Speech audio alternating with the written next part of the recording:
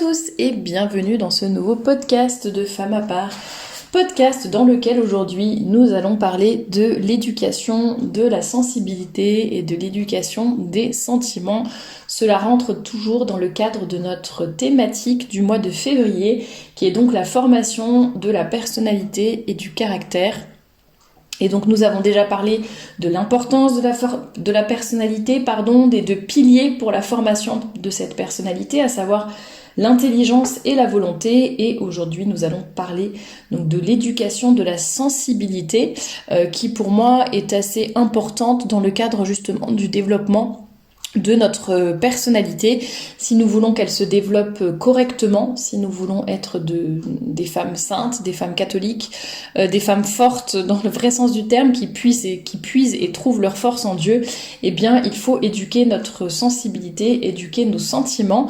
Voilà pour l'annonce de la thématique de ce podcast. Bien évidemment, si vous n'avez pas encore écouté les podcasts précédents, je vous enjoins à le faire. Vous les trouverez sur cette même chaîne YouTube. Vous pouvez également vous abonner à cette chaîne pour ne rien manquer, et puisque nous aurons encore un podcast, même plusieurs, sur cette thématique tout le long du mois de février. Et puis en description, juste en dessous de cette vidéo, vous trouverez les liens vers les différents réseaux sociaux de Femmes à part et notamment également vers le blog, donc femmesapart.com, sur lequel vous trouverez des extraits des livres dont je vais parler et toujours des articles aussi sur cette thématique du mois de février. Tous les mercredis de ce mois de février, un article sur ce sujet.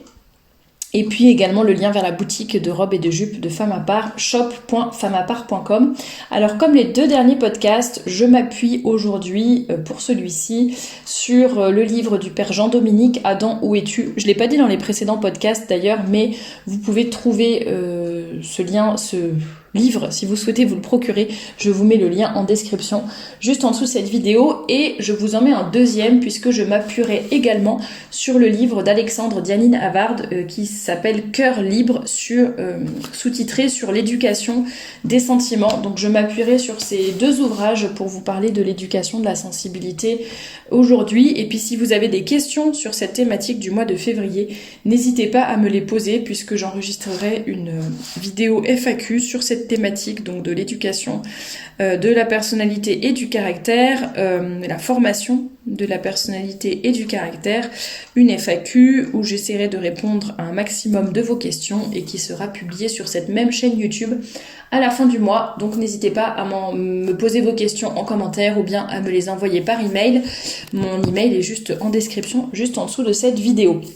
Alors, quelle est l'importance, pourquoi cette importance, pourquoi je voulais parler de l'importance j'ai beaucoup dit importance, pardon, je cherche un petit peu mes mots.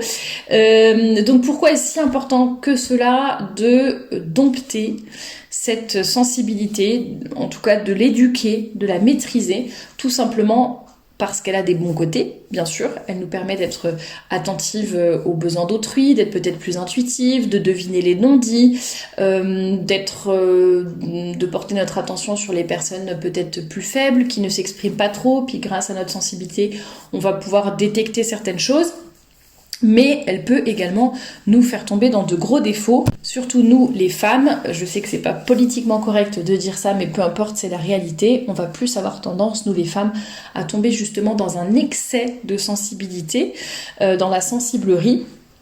Et donc nous vexer pour un rien, pleurer pour un oui ou pour un non, faire des caprices, bouder, ne pas supporter la moindre remarque, tout interpréter de façon négative ou pas forcément négative d'ailleurs, mais tout décrypter, interpréter vraiment d'une façon trop excessive. Et ça peut aussi également compliquer bien sûr les relations entre les hommes et les femmes. Donc il est beaucoup plus intelligent, beaucoup plus avisé, dirons-nous, de maîtriser cette sensibilité. Ça ne veut pas dire de l'effacer, ça ne veut pas dire de l'enterrer, ça ne veut pas dire de ne plus y avoir recours, mais en tout cas de savoir la dompter et la maîtriser. Alors justement dans son ouvrage, le père Jean-Dominique nous explique ça. justement, en disant éduquer les passions, c'est favoriser leur développement et leur vigueur, mais c'est aussi habituer l'âme à les dominer, à les faire servir au bien de l'individu et de son entourage. Un dicton résume fort bien cet état de fait. La sensibilité est une bonne servante, mais une mauvaise maîtresse. C'est au prix de ce travail sur soi que les passions sont un véritable atout pour la personnalité. En revanche, vivre à la remorque des impressions du moment, courir après son caprice au hasard des rencontres et des événements, ce n'est pas faire preuve de personnalité. Ça rejoint notre thématique. Au contraire, c'est une dilution de la vie dans le fleuve des sentiments, une chute dans l'incohérence. Les passions sont belles lorsqu'elles restent à leur place. Je vous laisse prendre des notes si vous le voulez parce que je pense qu'il y a vraiment des mots-clés, des phrases très intéressantes. Donc les passions sont belles lorsqu'elles restent à leur place, qui est celle de la vie sensitive, au service de la vie de l'âme, celle de la matière subordonnée, vivifiée et embellie par la forme. La sensibilité et la vie spirituelle se donnent ainsi un secours mutuel et hiérarchisé. Je pense que c'est important de dire hiérarchisé. Donc plusieurs choses importantes. La sensibilité est une bonne servante, mais une mauvaise maîtresse. Donc on ne dénigre pas la sensibilité, on ne dénigre pas les passions. On n'est pas en train de dire que tout cela est bien mauvais et que tout ce qui est le corps, la chair, les appétits sensibles, tout ça c'est mauvais, c'est pas bien, il faut s'en éloigner le plus possible. On n'est pas en train de dire ça, mais on est en train de dire que voilà, bonne servante, mauvaise maîtresse. Un secours mutuel et hiérarchisé. Il y a une hiérarchie. Les passions sont belles lorsqu'elles restent à leur place. Et ensuite, deuxième chose intéressante, donc toujours par rapport à notre thématique de la personnalité, lorsque l'on vit à la remorque de ses impressions du moment, que l'on court après son caprice, au hasard des événements, des rencontres, etc., ce n'est pas faire preuve de personnalité. Cela rejoint ce que l'on disait dans le premier podcast du mois de février, donc un peu sur la définition et l'importance de la personnalité. Donc par rapport à ces quatre piliers qui peuvent nous empêcher d'avoir de la personnalité, donc suivre les modes sans réfléchir, suivre juste ce que dit notre clan sans réfléchir. Il faut que j'essaie de retrouver les quatre. Il y avait ensuite le respect humain et en quatrième, je ne m'en souviens plus, donc ça sera l'occasion pour vous d'aller réécouter le podcast si vous ne vous en souvenez pas. Donc voilà par rapport à cette citation du Père Jean-Dominique pour vous faire comprendre l'importance d'une sensibilité qui va être à sa place. Ça ne veut pas dire qu'on l'étouffe, qu'on l'enlève, mais on la laisse à sa place. Alors il parle ensuite de cette sensibilité qu'on peut avoir, cette passion, etc. Et il dit cette grandeur de l'amour engendre une fragilité. Un tempérament sentimental aura la tendance à se replier sur lui-même, à vivre dans ses impressions sensibles, à s'écouter et à entretenir un vague à l'âme. Il se croit volontiers le centre du monde et devient possessif, jusqu'à la tyrannie chez certains. Et donc, on va essayer de éduquer notre cœur, justement, pour avoir un dévouement désintéressé et puis ne pas tomber justement dans cette mélancolie, dans ce vague à l'âme dont il parle, mais essayer de rester stable et droit malgré les aléas et les épreuves de la vie, mais ne pas vivre dans cette mélancolie, dans ce repli sur soi. Et donc il parle de la nécessité de l'éducation et de la garde du cœur. Ça rejoindra le deuxième ouvrage dont je vais vous parler dans ce podcast. Car du fait qu'il est une passion, l'amour a tendance, s'il n'est pas discipliné, à replier l'homme sur lui-même, à lui faire rechercher un bien que s'il lui est bénéfique, à le porter vers un amour qui lui rapporte quelque chose, à aimer l'autre pour soi-même. Les tempéraments, donc les personnes qui ont des tempéraments très sentimentaux, sont enclins à se complaire dans leurs impressions, dans le climat intérieur que suscite la présence de l'autre, en définitive à s'aimer eux-mêmes. Donc c'est une caricature de l'amour et finalement c'est un véritable égoïsme, comme il le dit. Donc nous avons beaucoup de travail, je pense, à faire, notamment les femmes, pour aller au-delà de cette sensiblerie, pour dompter et maîtriser notre sensibilité. D'ailleurs, j'avais fait un article qui s'intitule « 10 astuces concrètes pour maîtriser sa sensibilité », si ça vous intéresse. Donc il est important de la maîtriser pour qu'elle ne soit pas notre maîtresse, mais qu'elle reste à sa place de servante. Apprendre à dominer nos passions, à ne pas nous recroqueviller sur nous-mêmes, à ne pas avoir un amour égoïste et finalement s'aimer soi-même au lieu d'aimer les autres de façon détachée et désintéressée. Et c'est ainsi que nous aurons une vraie personnalité lorsque nous dominerons cette sensibilité, que nous pourrons nous hisser au-dessus du regard des autres, au-dessus du respect humain, etc. Tout ce qui nous empêche finalement de développer et de former une vraie personnalité. Et donc faisons attention à cette sensibilité qui peut se transformer en sensiblerie et qui peut nous attirer bien des problèmes, surtout à nous les femmes. C'est vraiment un écueil assez facile dans lequel nous pouvons tomber. Donc faisons attention à cela afin de garder des personnalités droites et ancrées, j'allais dire, vraiment sur la terre, mais la tête déjà dans le ciel, et puiser la force aussi que le bon Dieu nous donne. Alors pour la deuxième partie de ce podcast, je vais m'appuyer sur l'ouvrage de Alexandre Diany-Navard, comme je vous l'ai dit, Cœur libre, l'éducation des sentiments, dans lequel il parle effectivement d'un cœur qui finalement va être détaché de toutes ces... Enfin, pas détaché complètement, mais vous allez comprendre qu'il va un peu essayer de se hisser justement au-dessus de ses passions pour retrouver une vraie liberté. C'est un peu ce que je disais sur la sensibilité, c'est-à-dire qu'on ne va pas l'éradiquer, on ne va pas la mettre de côté totalement, mais en tout cas, ça va être une servante et pas une maîtresse. Et donc là, c'est exactement la philosophie, j'allais dire, et l'idée derrière cet ouvrage. Et donc il nous explique, Alexandre Diany-Navard, au tout début de son chapitre 1, il nous dit « Il y a dans l'homme 3 foyers de liberté et de responsabilité, la raison, la volonté et le cœur. La raison et la volonté sont des facultés exclusivement spirituelles. Le cœur est une puissance à la fois spirituelle et corporelle. » Et dit que les 3 foyers ne sont pas indépendants et ils ne peuvent se développer qu'ensemble. Et donc, il peut y avoir, si on isole chacun des éléments, donc la raison, la volonté, le cœur, on peut tomber dans 3 écueils, le rationalisme, le volontarisme et le sentimentalisme. Et tout ça, ce sont des déséquilibres qui rendent l'homme malheureux. Donc l'objectif, finalement, pour l'être humain, ça va être d'atteindre un équilibre entre ces 3 foyers, donc la raison, la volonté et le cœur. Et il dit que le cœur, en fait, c'est la partie la plus complexe parce que justement, c'est une puissance qui est à la fois spirituelle et corporelle. Et donc, c'est ça qui va rendre peut-être un petit peu plus difficile l'objectif de garder cet équilibre dans son cœur. Et donc, il dit que le cœur est le fondement de la raison. C'est aussi le fondement de la volonté. C'est ce qu'on avait vu dans, je pense, le premier podcast de ce mois de février par rapport à la personnalité, ou le deuxième plutôt quand on parlait de l'intelligence et de la volonté. C'est-à-dire que le premier pilier de la personnalité, ça va être l'intelligence, parce qu'il faut d'abord connaître et aimer pour ensuite mettre en branle, mettre en action sa volonté et agir. Donc là, c'est un petit peu pareil. Donc le cœur, ça rejoint, mais dit d'une autre façon, mais le cœur est le fondement de la volonté. Et le cœur ne sent pas seulement, il sait et il veut. Un homme sans cœur, un homme au cœur vide, cela n'existe pas. Donc là, il rejoint ce que dit le père Jean-Dominique. Le cœur n'est pas seulement la source, il est aussi le centre de la personnalité. C'est le centre de nos affections, de nos amours. Là où est ton trésor, là aussi sera ton cœur. Ça, c'est ce qui est dit dans les évangiles, Matthieu chapitre 6, verset 21. C'est aussi le centre de notre relation avec Dieu, etc. Il parle de tout cela. Ça, c'était dans son chapitre 1. Et après, il va parler des différentes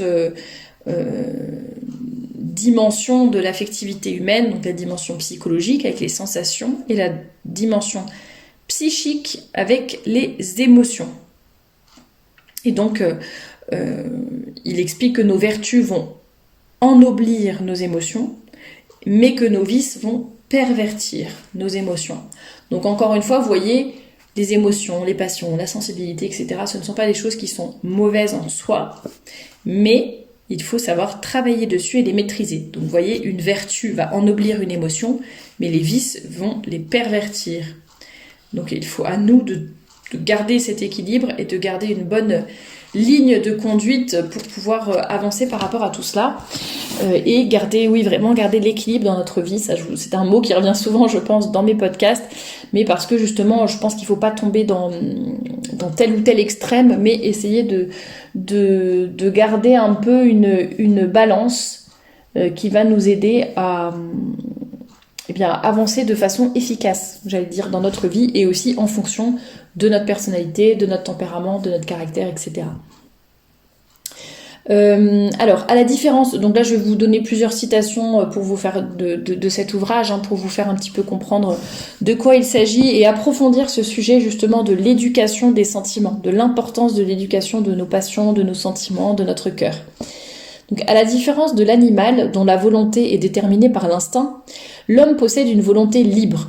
Il est capable de faire des choix, car il est doué d'une intelligence rationnelle. Au-delà toutefois de cette liberté de base, de cette volonté libre, il existe une liberté supérieure, c'est la liberté du cœur. Un cœur libre est un cœur qui a l'habitude de dire oui aux valeurs transcendantes, aux impulsions divines lorsqu'elles se manifestent dans les profondeurs de son être. Donc un cœur libre est un cœur qui a l'habitude de dire oui aux valeurs transcendantes. Notre degré de liberté dépend de la fréquence et de l'intensité de ces oui. Cette liberté du cœur est le fruit d'un profond travail sur soi-même. Donc ça rejoint ce que je disais dans les podcasts précédents de ce mois de février, c'est-à-dire que une personnalité, ça se forme, ça se travaille. J'allais dire, il n'est jamais trop tard, j'en suis pas sûre, peut-être passé un certain âge, mais en tout cas, on peut toujours travailler à s'améliorer, ça c'est certain. Est-ce que notre personnalité va complètement changer du tout au tout parce qu'on travaille dessus lorsqu'on a 70 ans ? Bon, j'en suis un petit peu moins sûre, mais en tout cas, ça n'empêche pas de travailler sur nos défauts. Et tout ça est très important, même si vous avez un certain âge ou que vous vous dites, bon, de toute façon, ma personnalité, elle est là, elle ne va plus beaucoup changer, même si je peux encore travailler sur mes défauts. Mais en tout cas, vous avez certainement charge d'âme, que ce soit par votre métier, dans votre famille, vos enfants, vos petits-enfants, vos nièces, vos neveux, vos filleuls. Si vous êtes prof ou peu importe, vous avez charge d'âme et donc vous pouvez être très utile dans la formation des personnalités de ces enfants. Donc c'est important d'avoir conscience de toutes ces choses.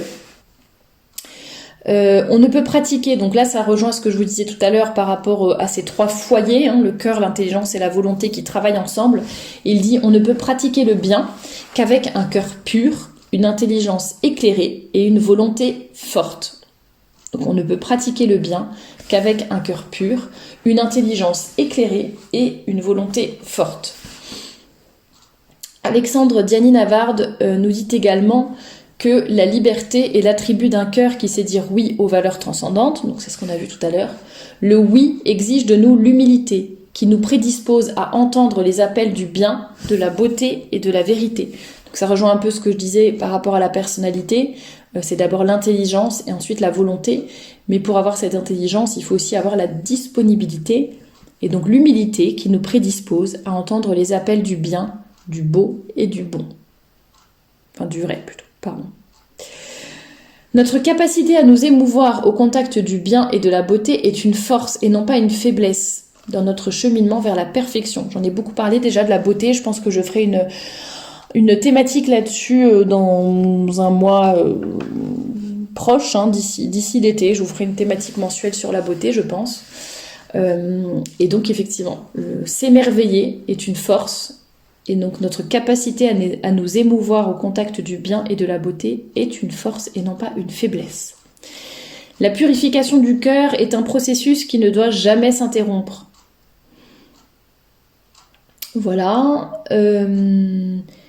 Après, il le dit, voilà, il y a des cœurs, c'est les trois écueils dont je vous parlais tout à l'heure. Il y a des cœurs asphyxiés par l'intelligence, c'est le rationalisme. Il y a des cœurs asphyxiés par la volonté, c'est le volontarisme. Et parfois, au contraire, c'est le cœur qui asphyxie l'intelligence et la volonté, c'est le sentimentalisme. Les cœurs asphyxiés ou asphyxiants sont des cœurs déséquilibrés. Leur mauvais fonctionnement provient d'une mauvaise communication avec l'intelligence et la volonté.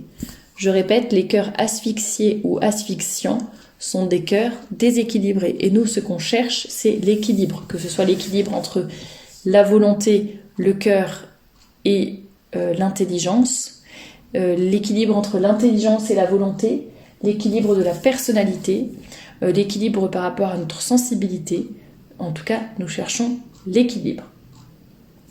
L'expérience de la beauté, de la grandeur, de l'amour, de la liberté, de la miséricorde et de la souffrance élargit et élève notre cœur. Elle le purifie et le fait bouillir. Le seul obstacle est l'orgueil. Voilà pour quelques extraits de ce livre d'Alexandre Diany-Navarre sur l'éducation des sentiments, Cœur libre. Je vous mettrai le lien également en barre d'infos. Les extraits précédents, donc je me suis appuyée sur le livre du père Jean-Dominique, Adam, où es-tu? Donc vous le voyez, il est vraiment crucial d'éduquer nos sentiments, d'éduquer nos passions, d'éduquer notre sensibilité, de maîtriser tout cela, d'en faire de bonnes servantes et pas des maîtresses, justement, de ne pas nous laisser dominer par tout cela, d'avoir cet équilibre entre le cœur, la volonté et l'intelligence, de ne rien laisser de côté, mais de laisser chaque élément à sa place. C'était dans les extraits précédents du livre du père Jean-Dominique, ça doit être hiérarchisé. Voilà, j'espère que vous avez pris des notes.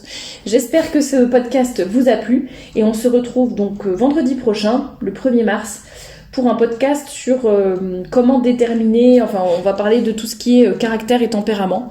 Ça va être encore un podcast passionnant, donc n'hésitez pas à vous abonner pour ne rien manquer et je vous dis à la semaine prochaine.